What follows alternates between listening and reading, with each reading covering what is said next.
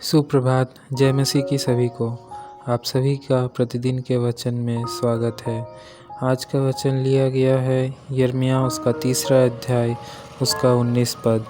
यहाँ पे इस प्रकार लिखा हुआ है, ओ इस्राएली कौम, मैंने सोचा था कि तुझे अपने पुत्रों के मध्य प्रतिष्ठित करूँगा, तुझे एक उपजाऊ देश प्रदान करूँगा जो सब देशों में सर्वोत्तम होगा।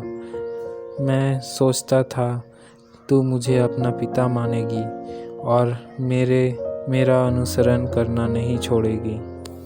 आमीन। प्रिय विश्वासियों, यहाँ पे परमेश्वर इस्राएल जाति से किस प्रकार दुखित है, इस बारे में ये वचन हमें बतलाती है। इस्राएली लोगों ने परमेश्वर से दूर हटके परमेश्वर को दुखित किया था। जितनी ही बार परमेश्वर ने इस्राएल जाति पे भरोसा किया, उतनी ही बार इस्राएली लोगों ने उनका भरोसा तोड़ा। वो गलत राहों में चले गए, वे पाप में विलीन हो गए, वो इस दुनिया की बातों में मग्न हो गए। परमेश्वर दुखित होता है जब उसके पुत्र उनसे दूर हो जाते हैं। परमेश्वर ने सोचा था कि उन्हें अपने पुत्र के सदृश वो प्रतिष्ठित करेंगे, उनको आशीषों से भर देंगे, एक उपजाऊ देश में रखेंगे। लेकिन इस्राएल जाति ने उनका मन पहले ही तोड़ दिया, उनको पहले ही दुखित कर दिया गलत राहों में जाकर। तो ऐसा हमारे साथ भी होता है प्रियो। परमेश्वर हमें एक उत्तम स्थान में प्रतिष्ठित करना चाहता है, हमें आशीषों से मालामाल करना चाहता है, लेकिन हम उनके योग्य नहीं बन पाते। हम परमेश्वर की आज्ञा को नहीं मान पाते। हम गलत राहों पे चले जाते हैं, हम गलतियां कर बैठते हैं, जो परमेश्वर को पसंद नहीं वो काम कर बैठते हैं। परमेश्वर हमें तो घृणा नहीं करता, लेकिन वो पाप को ज़रूर घृणा करता है। अगर हम पाप में हैं प्रियो, तो परमेश्वर हमसे मुंह फेर लेगा, क्योंकि वो पाप को घृणा करते हैं।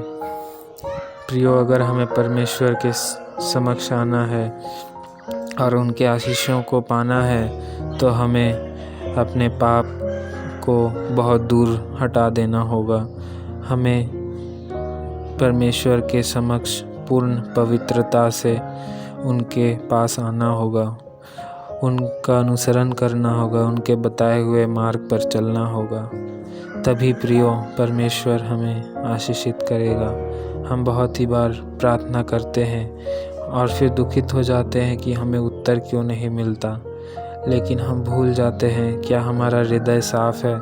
क्या हम अपने आप में पवित्र हैं? क्या हम ईश्वर की इच्छा के अनुसार प्रार्थना विनती कर रहे हैं, या फिर हम अपने इस सांसारिक चीज़ों के लिए बस उनसे विनती कर रहे हैं? परमेश्वर कहता है कि तुम मेरी खोज करो तो संसार की सारी चीज़ें तुम्हें दे दी जाएंगी। तो हम क्यों परमेश्वर की उस राज्य से दूर रहते हैं? हम क्यों इस दुनिया की बातों में विलीन रहते हैं? हमें परमेश्वर के राज्य की खोज करनी है, उनके वचन में बने रहना है, तो परमेश्वर हमें आशीषित करेंगे। आइए हम प्रार्थना करते हैं। प्रिय परमेश्वर, धन्यवाद देता हूँ पिता इस सुंदर दिन के लिए। धन्यवाद पिता सारी आशीषों के लिए। धन्यवाद पिता, आपने अभी तक हमें बचाए रखा है। पिता परमेश्वर, आज के पूरे दिन को आपके हाथों में समर्पण करता हूँ पिता। इस वचन के अनुसार पिता सभी को संभाले रखिए पिता, सभी को बल बुद्धि शक्ति दीजिए, ताकि वो एक पवित्रता में जीवन व्यतीत कर पाएँ पिता। और क्या मांगू पिता, इस छोटी सी प्रार्थना विनती को यीशु मसीह के नाम से मांगता हूँ। आमीन।